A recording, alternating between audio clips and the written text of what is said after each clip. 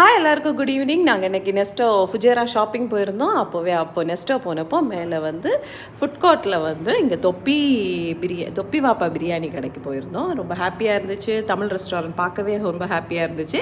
அங்கே போயிட்டு என்னெல்லாம் இருக்குது அப்படின்னு பார்க்க போகிறோம். ஃபர்ஸ்ட் டைமாக நாங்கள் விசிட் பண்ணோம்.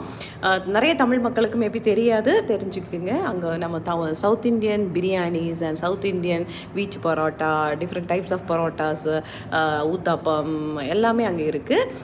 ஆனால் நாங்கள் ஃபீல் பண்ணோம் கொஞ்சம் காஸ்ட்லியாக இருக்குது. அங்கேயே சொன்னோம் கொஞ்சம் காஸ்ட்லியாக தான் இருக்குது அப்படின்னு. அவங்க சொன்னாங்க விலைவாசி ரொம்ப கூடுனதுனால காஸ்ட்லியாக இருக்குது. கொஞ்சம் அதுக்கப்புறம் இது எல்லாம் நார்மலைஸ் ஆகிடுச்சுன்னா திரும்பவும் ரேட்டு கம்மியாகும் அப்படின்னாங்க. 2 வாழைக்காய் பஜ்ஜி வாங்கினோம். நம்ம ஊர் அப்படியே டேஸ்ட்டு அங்கேயே வச்சு உடனே சாப்பிட்டு முடிச்சிட்டோம். அதுக்கப்புறம் பிரியாணி பார்சலும் சிக்கன் கொத்து பரோட்டா பார்சலும் வாங்கிட்டு வந்திருந்தோம். இதுதான் மெனு கார்டு.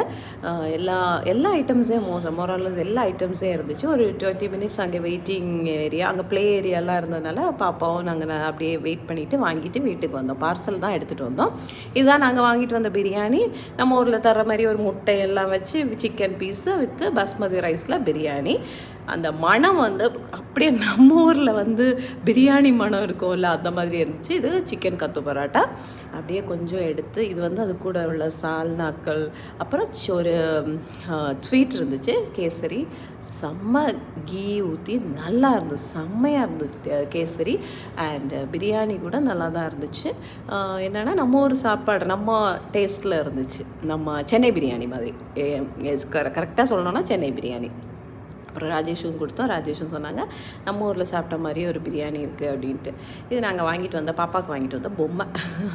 அப்படியே நாங்கள் எல்லாம் டேஸ்ட் பண்ணி என்ஜாய் பண்ணி நாங்கள் டின்னரை முடித்தோம். அப்போ அப்படியே பழைய கதைகள்லாம் பேசுவோம், சென்னையில் பேசுகிறது அதெல்லாம். ஆனால் வந்து கொஞ்சம் காஸ்ட்லி தான் எல்லாமே. எங்களுக்கு வந்து அரௌண்ட் 40 dirhams ஆச்சு. எப்போ ட்ரை பண்ணலைனாலும் எப்போது நம்ம ஒரு வாசனைக்காக ட்ரை பண்ணலாம், அதுக்காக. ஓகே, அதுதான். ஆனால் பாப்பாவும் அது நெக்ஸ்ட் டைம் வாங்கி சாப்பிட்டா. சிக்கன் பீஸ் எல்லாம் வாங்கி சாப்பிட்டா. ஏன்னா ரொம்ப ஸ்பைசி இல்லை, அதனால் அவளும் நல்லா என்ஜாய் பண்ணி தான் சாப்பிட்டா.